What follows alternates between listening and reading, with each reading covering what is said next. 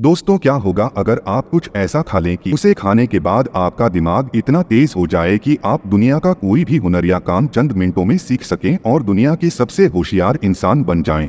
तो कुछ ऐसा ही हीरो के साथ भी होता है। हमारी आज की कहानी, जिसे हम आज की पूरी कहानी में देखेंगे। तो कहानी की शुरुआत में हम एडी नाम के एक लड़के को देखते हैं जो एक लेखक बनना चाहता है और लंबे समय के बाद उसे एक प्रकाशक से किताबें लिखने की छोटी सी नौकरी भी मिल गई।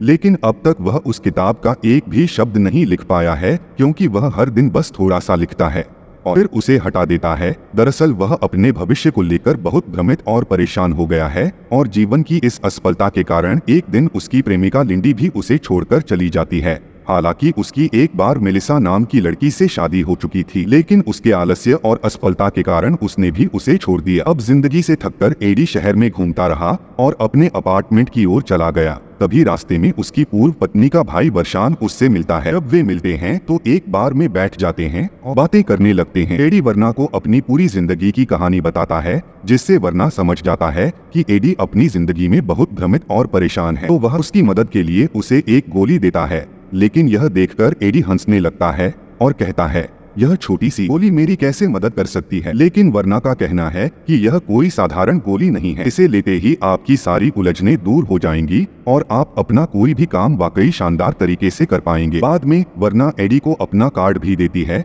ताकि वे एक दूसरे के संपर्क में रह सकें। अब एडी किसी तरह अपनी खराब जिंदगी को बदलना चाहता है, इसलिए वह बिना देर किए अपने घर जाने से पहले वह गोली खा लेता है। फिर अपने अपार्टमेंट की सीढ़ियों पर उसे मकान मालकिन मिलती है, जो उससे कहने लगती है कि उसने अभी तक किराया नहीं दिया है और बहुत गुस्से में उससे बात करना शुरू कर देती है। लेकिन एडी को कुछ समझ नहीं आ रहा था, क्योंकि वो अभी भी उस गोली के प्रभाव में था। अचानक वह गोली काम करने लगती है और अब एडी को सब कुछ साफ साफ समझ आने लगता है। अब उनकी याददाश्त इतनी अच्छी हो गई है कि उन्हें अपने जीवन में पढ़ी गई सभी किताबें याद हैं। फिर वह मकान मालकिन के बैग में एक कानून की किताब देखता है और उससे कहता है कि अगर यह मेरी परीक्षा होती तो मैं यह किताब बिल्कुल नहीं पढ़ता, और कहता कि इससे बेहतर किताबें भी हैं, बाजार आपको पढ़ना चाहिए। वह उसे कानून के बारे में बहुत सारी जानकारी भी देता है, जिससे उसकी मकान मालकिन बहुत खुश होती है और उसकी बुद्धिमत्ता से प्रभावित होती है। वह एडी को जाने देती है, लेकिन कमरे में आने के बाद वह पहले उसकी गंदी चीजें साफ करना शुरू कर देता है। और सोचो कि वह अब तक यहाँ कैसे रहा है। वह हर चीज को तेजी से साफ करना शुरू कर देता है और इस सीन में हमें दिखाया जाता है कि एडी ने कई रूप ले रखे हैं और सभी मिलकर कमरे की सफाई कर रहे हैं, जिसका मतलब है कि एडी अब 10 लोगों के दिमाग जितना स्मार्ट हो गया है। फिर वह बैठ जाता है और अपनी किताब लिखना शुरू कर देता है और अब बिना किसी हिचकिचाहट और बिना किसी भ्रम के लिखना जारी रखता है। अब अगले दिन जब एडी उठता है तो वह पहले जैसा हो जाता है, यानी कि उस दवा का असर खत्म हो चुका था। लेकिन कल रात उसने पूरी किताब लिखी थी, इसलिए बिना देर किए वह किताब की प्रिंट कॉपी प्रकाशक को दे देता है। लेकिन यहाँ तक कि प्रकाशक को भी विश्वास नहीं हो रहा था कि एडी यह सब इतनी जल्दी कैसे पूरा कर सकता है। इसके बाद जब वह घर लौटता है तो उसे एक आवाज सुनाई देती है। प्रकाशक की ओर से एक संदेश प्राप्त होता है कि वह एडी के लेखन से इतनी प्रभावित हुई है कि वह अब उसे और काम देना चाहती है, और इससे एडी बहुत खुश होती है। जिसके बाद वह वर्न से मिलने वापस जाती है और उस गोली की प्रशंसा करने लगती है। फिर वर्न उसे बताता है कि यह गोली एक प्रकार की दवा है जिसे एनजीटी कहा जाता है,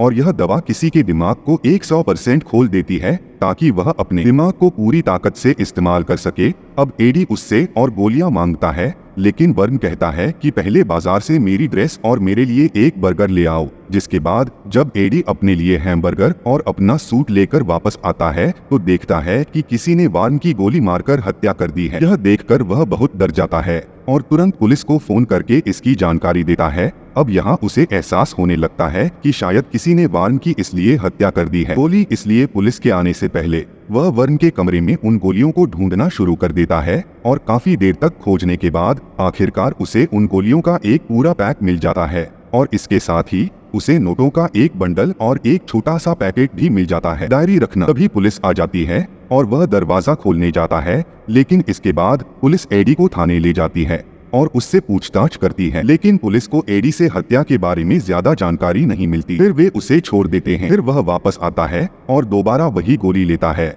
और इस बार वह बहुत सारी चीजें करता है खुद को बदलने के लिए। और सबसे पहले वह सिर्फ 4 दिनों में एक और किताब लिखता है और उसे प्रकाशक को देता है। और फिर वह कई नए कौशल भी सीखता है, जैसे नई भाषाएं सीखना, ताश खेलना, फिटनेस पर ध्यान देना और नए दोस्त बनाना और कई तरह की बातें करना। उन दोस्तों के बीच के विषय और यहाँ एडी की मुलाकात केविन नाम के एक स्टॉक ब्रोकर से भी होती है जो उसे अपना कार्ड देता है। और इस दौरान उसके कई नए दोस्त भी बने जो उसे एक समुद्र तट पर एक पार्टी में आमंत्रित करते हैं, जहां वह दोस्तों के साथ जाता है और खूब मस्ती करता है। फिर उसे एक विचार आता है और वह सोचता है कि उसका मुख्य काम लिखना नहीं है, बल्कि वह शेयर बाजार से अधिक पैसा कमा सकता है। उसके बाद वह शेयर बाजार को समझने लगता है और पूरे 1 सप्ताह तक शोध करने के बाद वह शेयर बाजार के रुझान को भी पूरी तरह से समझ लेता है। और वर्न से लिए गए $800 को शेयर बाजार में निवेश करके वह सिर्फ एक दिन में $2000 कमा लेता है। और इस तरह वह कुछ ही दिनों में बहुत सारा पैसा कमा लेता है।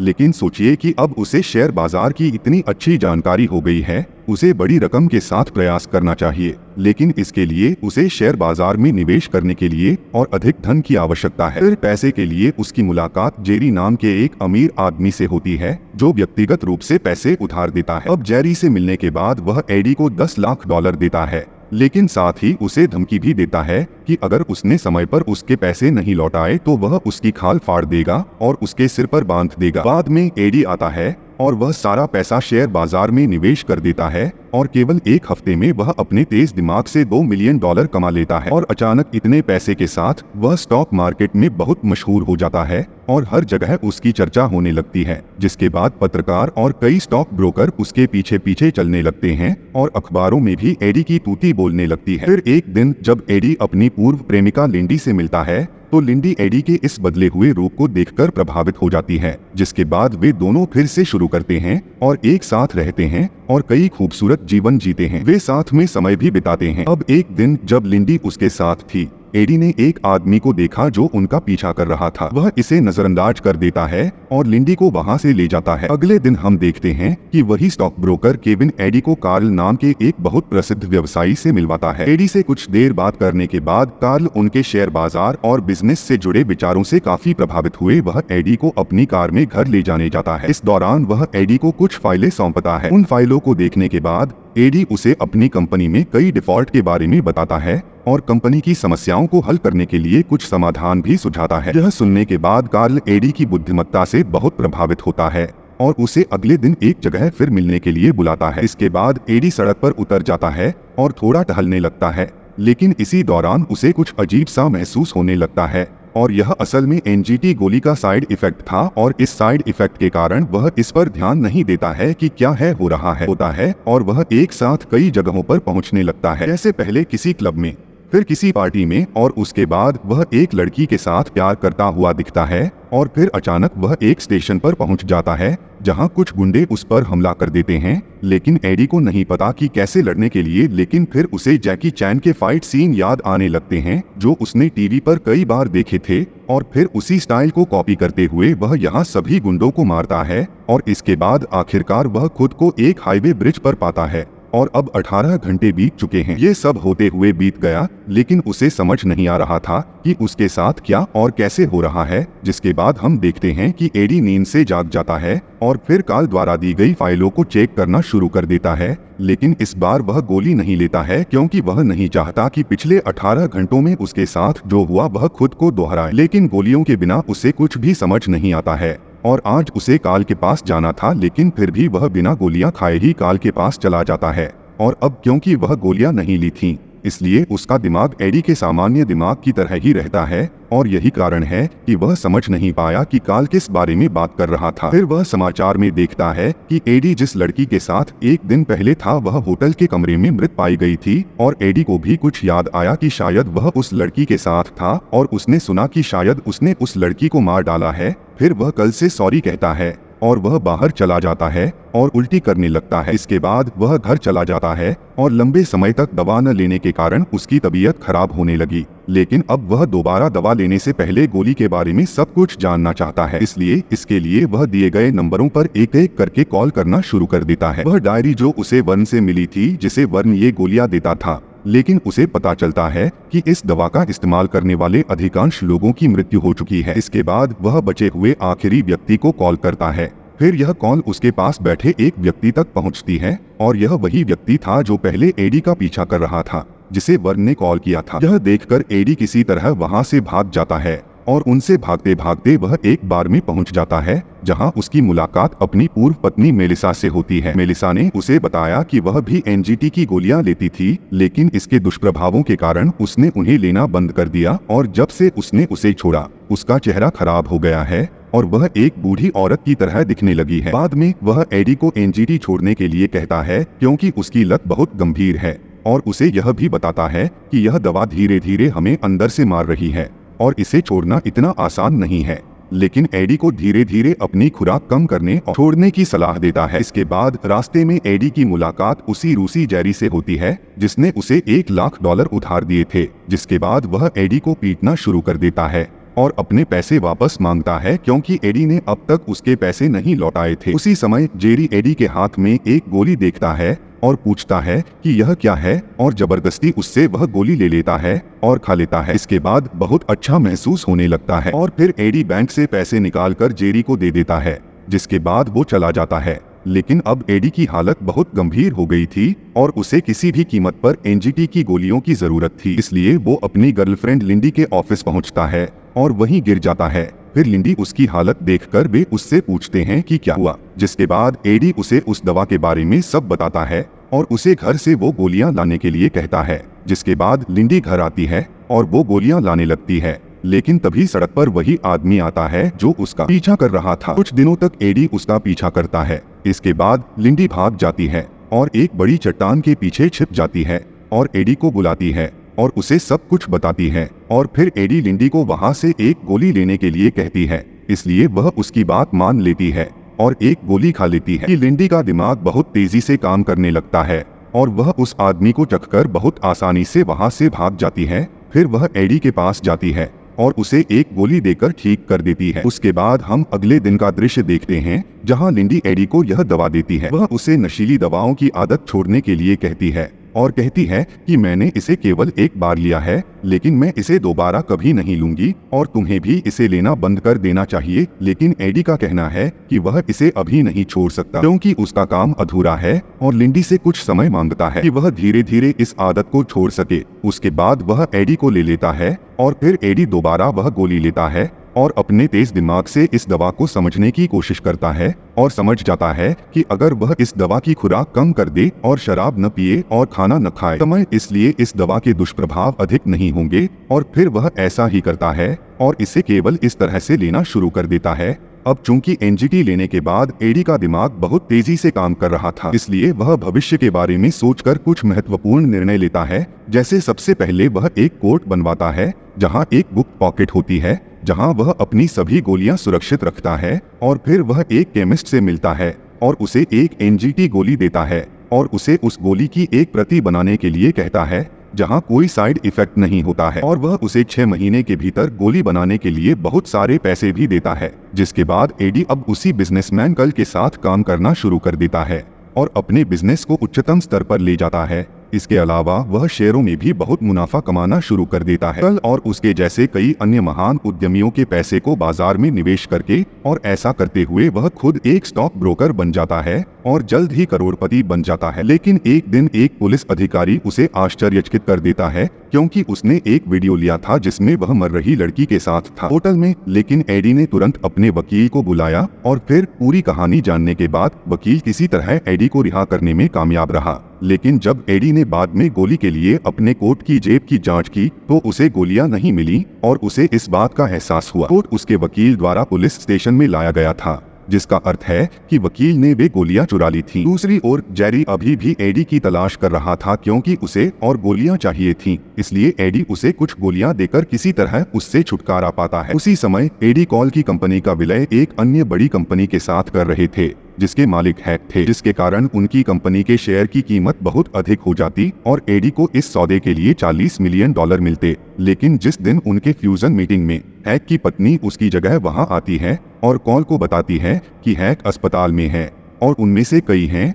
और उसके ठीक होने के बाद ही फ्यूजन संभव होगा। इसके बाद जब महिला वहां से जाने लगती है तो एडी को उसका ड्राइवर दिखता है, जो वही आदमी था जो इतनी देर से एडी का पीछा कर रहा था। यह देखकर एडी को सब समझ आ जाता है कि यह हैक का आदमी है और हैक भी एनजीटी की गोलियां ले रहा था और उसका आदमी उसका पीछा कर रहा था, क्योंकि हैक की गोलियां खत्म हो गई थीं और गोलियां न लेने के कारण हैक की हालत खराब हो गई और उसकी हालत गंभीर हो गई। अब जब एडी घर आता है तो जेरी वहां आता है और एडी से दरवाजा खोलने के लिए कहता है, लेकिन जब एडी दरवाजा नहीं खोलता तो वह दरवाजा काटने लगता है। लेकिन अब एडी के पास न तो गोलियां थीं और न ही दवा। वह जेरी का सामना करना चाहता था, इसलिए उसने खुद को मारने का फैसला किया और इमारत से कूदने ही वाला था कि तभी उसे याद आया कि उसके पास अभी भी एक गोली बची है। इसलिए वह तुरंत आता है और गोली की तलाश शुरू कर देता है और अंत में गोली मिल जाती है। लेकिन फिर जेरी दो आदमियों के साथ दरवाजा तोड़कर अंदर आता है और घबराहट में एडी गिर जाता है,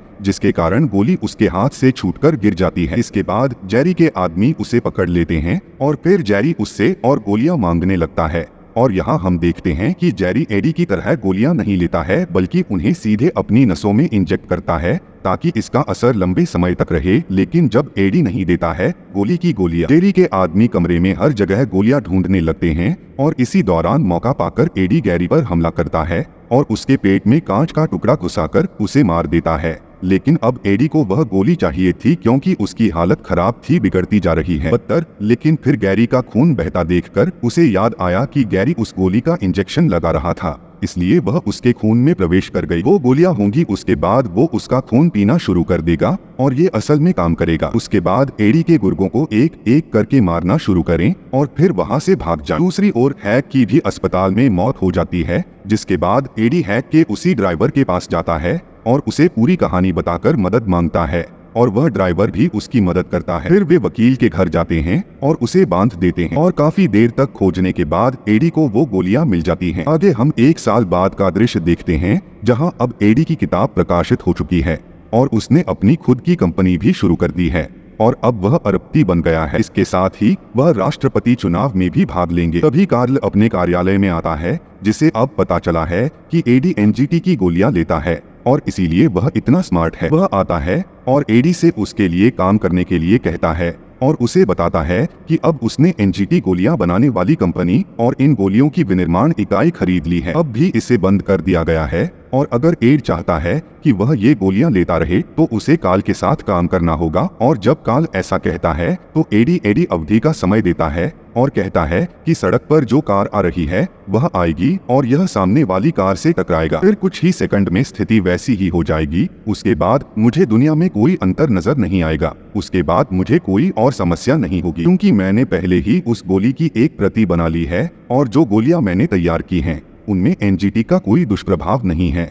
और फिर वे समय व्यवसाय के गलत कामों और उसके काले अक्षरों को गिनाना शुरू कर देते हैं, जिसके बाद समय विपरीत एडी से गुजरता है। और अब हम वहां से कहानी के अंत तक जाते हैं, जहां हम रेस्तरां में सीईओ और उसकी प्रेमिका को देखते हैं। ऑर्डर देखकर और यह देखकर लिंडी सोच रही है कि एडी ने एनजीटी लेना बंद कर दिया है या नहीं। और इस कहानी के साथ ही वही दृश्य एसी यहाँ समाप्त होता है। और इससे भी अधिक खतरनाक और मजेदार कहानियां देखने के लिए मेरे चैनल को सब्सक्राइब